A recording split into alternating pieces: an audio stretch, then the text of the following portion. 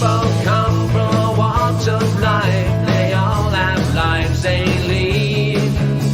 Any and all are welcome here to come and chat with me. Hi, everyone. Welcome to the show. Well, my guest refers to herself as a tree hugger. And now here's something very interesting about her. She is Canada's first and so far only certified nature connected coach. Ladies and gentlemen, Melody Rose. Welcome to the show. Hi, Nancy. Thanks for having me. Oh, it's my pleasure, for sure. So now tell me about what this is, a nature connected coach. I don't understand what that is. Yeah. So first I'll just say, so I went to Colorado for school. I went to Earth-Based Institute. So that's how I'm Canada's first. I was their first Canadian student. So originally I did a regular life coaching course, and I just felt like there was something missing. And I have a horticulture background, and I've always, loved the outdoors. And I mean, in Chilliwack, I'm living in BC. How can you not? Yes. So with a nature connected coaching session, we are or preferably outside, so we're meeting on a trail or by the river or at the lake.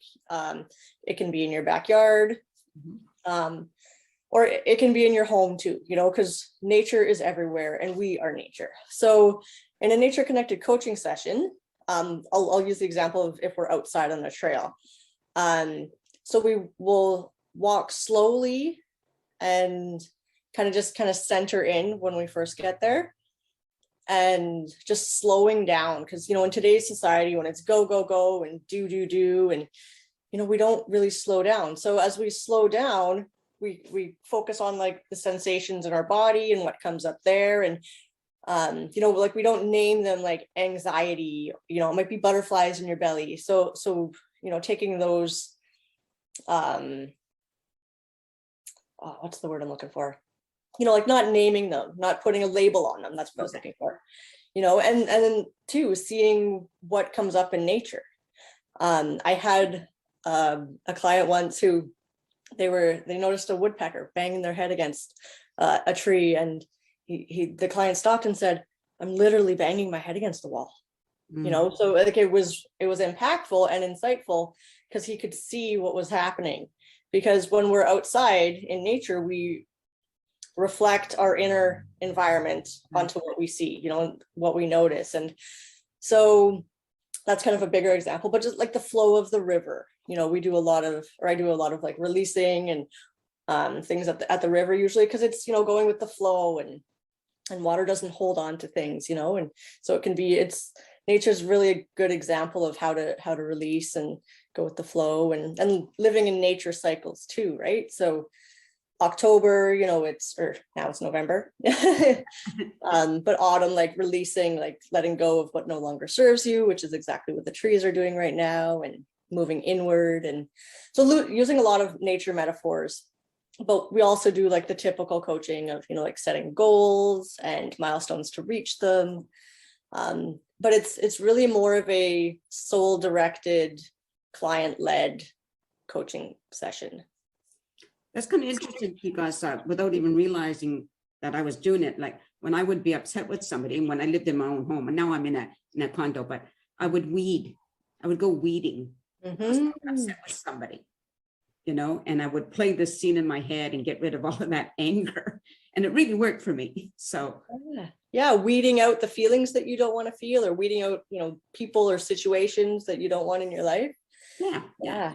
And a lot of people with COVID have gone to gardening, so just being in contact with the earth is so good. Like now they call it earthing. Right.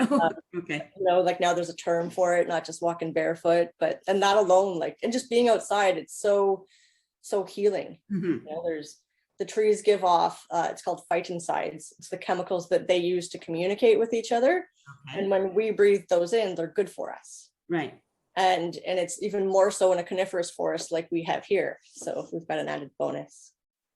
So I'm just kind of curious about, when did it all start for you? How, if you look back in your younger years, when did you realize that you liked that connection?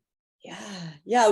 So I grew up with mostly a single mom and my sister, and we were always outside. So my mom still says, you know, like we had breakfast, then we went outside, and we had lunch, and then we went outside. So we were outside all day. And I think for her, it was just, you know, it was healing for her and calming for her. And with little kids, you know, it's way easier to be outside because they can't climb the walls if there aren't any. Yes. You know? So yeah, I was just outside a lot growing up, and then I moved to BC in 2005 from Ontario, and I was working indoors, and I was standing at the front of the store I was working at, looking outside, and it's so beautiful here. I can't work inside. Yeah, so I took horticulture programs over the years, and I just always liked being like in contact with the plants and the earth. And yeah, as I got older, they're, you know, just connecting with it, you know. And I went to Port Renfrew years ago and met some of the world's biggest Douglas fir trees, and it really did, it changed my life, you know, connecting with these ginormous lovely beings. And yeah, then I started the coaching program, and when I found nature connected coaching, I was like, that's it, like that's what I need, because when we can connect people to the earth, they'll take better care of it. You know, and that's kind of my main thing. I have a 9-year-old daughter. Like, what's the environment going to look like when she's my age, which is really scary to think about. So yeah, and when people have a coaching session and they have an impactful experience and a memorable one, they'll be more connected to the earth and they'll take better care of it. And, you know, the earth takes care of us, and it's just a cycle of goodness when we can take care of each other. And And one of the things that you mentioned in your bio is like when you were taking that program in Colorado, was it? Yeah. At some point, COVID came along, and then you had to start doing it online. So how did it change the course, or did it?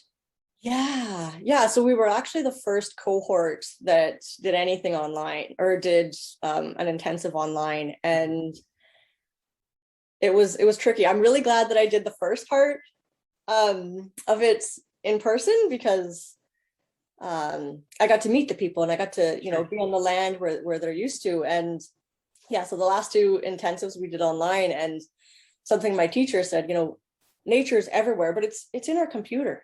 You know, like there's crystals and things, and everything at some point came from the earth. Right. So everything around us, and we are nature. So even if I'm doing a coaching session online, you know, we can still bring in, you know, like there's house plants, or, you know, the mountains out the window, and we are nature. So connecting to ourselves. And I think COVID has really helped people slow down to some extent at the beginning, you know, when we're all trapped at home. And and I think that's why there's so much people doing, you know, like self-help sort of work right now. And I think it's also why there's a lot of, you know, the divorce rate went up, and because people, they're connecting with themselves and realizing what doesn't fit anymore, you know. And it's also brought to light a lot of like, I know a few people who've been diagnosed with ADHD in the last 2 years, because all the things that used to mask it, because, well, they're go, they don't have that when they're at home, and, you know, life changed. So, and there's, yeah, the whole like going inward and looking at what's going on has been very much, I think, heightened the last few years. And we're all learning about, you know, ourselves. And October is often a time of moving inwards, you know, and as it gets cold and windy and wet outside, you know, we go indoors, but we also go inwards of ourselves. And one of the kind of coaching techniques that I do is called parts work, and it's about all the different parts of who we are and discovering them and exploring them and working with them, you know. So, you know, sometimes part of us wants to do something and part of us doesn't, and it's like, well, what parts? You know, and working with those different parts of ourselves can be very insightful of, you know, like not bringing your inner child to an argument, you know, but or not bringing your fighter and bringing your lover instead. So it can really change with, you know, choice of how we interact on a daily basis. And I just love that stuff. Yeah, that's so cool. I love that. Well, I just wondering, what brought you to BC to begin with? First my brother moved out here, and then my sister moved out here, and then I moved out here. Or no, wait, my dad moved out here before me. Yeah, we've slowly all trickled out this way. That's like my family. Some of them anyway. Yeah, and before I even moved here, I came out to visit and we went to Cathedral Grove on the island, and I'd never seen trees that big. And I was like, Yeah. I gotta move out there, So part of me really wants to go live on the island, So maybe one day, I love Chilliwack too. We're just so lucky to live in such a beautiful place. And growing up I grew up just outside Toronto. So moving to Chilliwack was quite a culture shock. I felt like I moved to a really small town, but I love it. Yeah. I love it here. It's I just hear open that. spaces and Yeah. I hear that so often from people who've moved here. mhm. How much they love it, whether they came to visit and then decided to stay. My first impression when I moved here was the greenery. Like you said, the size of the trees, even the size of the shrubs. I'm from back east. So, as I progressed from New Brunswick to Montreal to Ontario to here, like it's just the trees were just awesome. Oh, they are. Like everything's bigger here. Yeah. And the thing I love about Chilliwack, like living in like the bowl of the mountains, like it's like it's holding us. Mhm. I feel very held here, and Right. yeah, it's a great place. Yes. Now, I know you have some hobbies when you're not busy with, oh, wait a minute, before we get to your hobbies, though, I just want to ask if somebody wanted to get a hold of you for the coaching, how would they do that? Yeah, so my website is www.furrealnature.ca, and that's fur with an I for like a fir tree. Right. And yeah, I'm on social media under For Real Nature or Melody Rose, and yeah. I'll make sure your website is included. So not a problem with that. So now I know you like to grow vegetables from seed, right? I do. Yeah. There's something about planting seeds, and I worked at a nursery for years and we grew ornamental trees. So yeah, just something about, I take this little tiny thing and then it feeds me all season. I still have a few tomatoes left, so I'm pretty excited. We have a great growing season here. Yeah. Right. And you said that when you were working in the nursery, you found it very relaxing, right? Yeah. Yeah, it was definitely a job where, I had to get up and get to work for 7:30. So, early days, and then you have the rest of the day when you come home. But I loved that job. Right. Loved that job. And then I got married, had a daughter, got divorced, had to kind of change my plans. But it's always been, I need to be in touch with nature, and helping people is always great too. So. Right. I have a question, might sound silly to some people, but I don't think it will to you. Do you talk to plants? Yes. And if I knew you were going to say yes. Yeah. And if you slow down and listen, Yeah. you can, and people connect differently, like taking people for coaching walks. I've noticed, I feel it, like some trees like to have hugs, and people say you should ask a tree before you give it a hug, just like you're not going to go randomly hug strangers, right? So I get a feeling like some trees like it, some trees don't. And I have a specific tree friend on one of the main trails that I like to frequent, and I love it. yeah, and just it's like that voice in your head that like you don't know where it comes from. Yeah. Yeah. I only have one house plant because I refuse to have house plants otherwise, but it's an aloe vera, and I always talk to it and I touch it, and it's growing nicely, and it's like, yes, we need to connect that way. And it's scientifically proven that if you talk to your plants, they grow better, because it's all about connection, right? Like just with our human connection with other humans or nature. And it's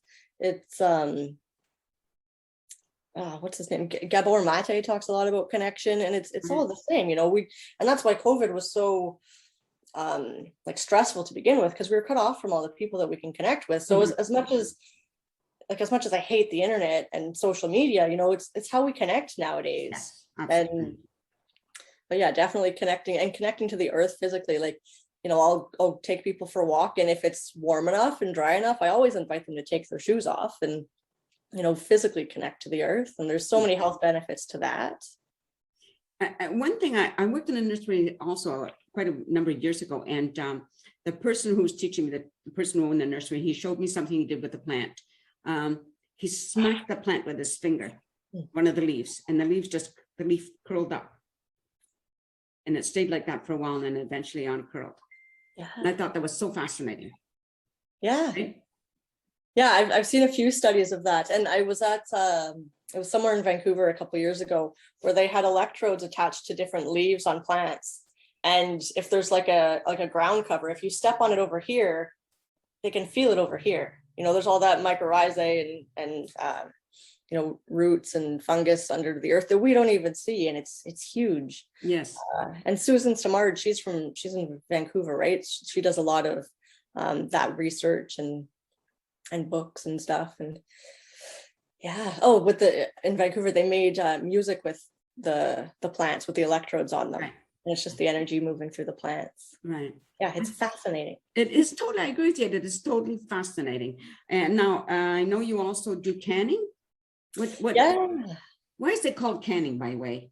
I don't know. My daughter calls it jarring because you're putting it in a jar. Exactly. I agree. That's what it should be called, jarring. Although that is a little jarring. Bottling. Yeah, I planted a lot of mainly tomatoes and cucumbers this year. And so I had a lot of vegetables to process. So I felt like a processing plant with, salsa and spaghetti sauce. And right. So I did a lot of canning this year. And so my plan for next year is still grow a lot, but sell more plants so people can have their little, veggie seedlings, and then sell more of the fruits so that I don't have to, or the vegetables, so that I don't have to process it all. Yeah, because what are you going to do? You can only eat so much fresh, right? Yeah, right now there's a lot of spaghetti squash outside, and I'm going to pick a cauliflower for dinner tonight. So I'm excited about that. That's very good. Well, we're just about out of time. Just there while I talk to the audience, say goodbye to the audience. So, well, everybody, I really hope you enjoyed listening to Melody Rose, what she has to say about nature. And, if you can't contact her or whatever, get out there and enjoy it. Like today is such a beautiful day. It's a nice day to be out there. Go rake some leaves or whatever it is that makes you happy. And I will include her website so that you can get a hold of her. Thank you for watching, and I hope you keep watching. And if you're new to the show, welcome, and hope to see you again. And peace out, everybody.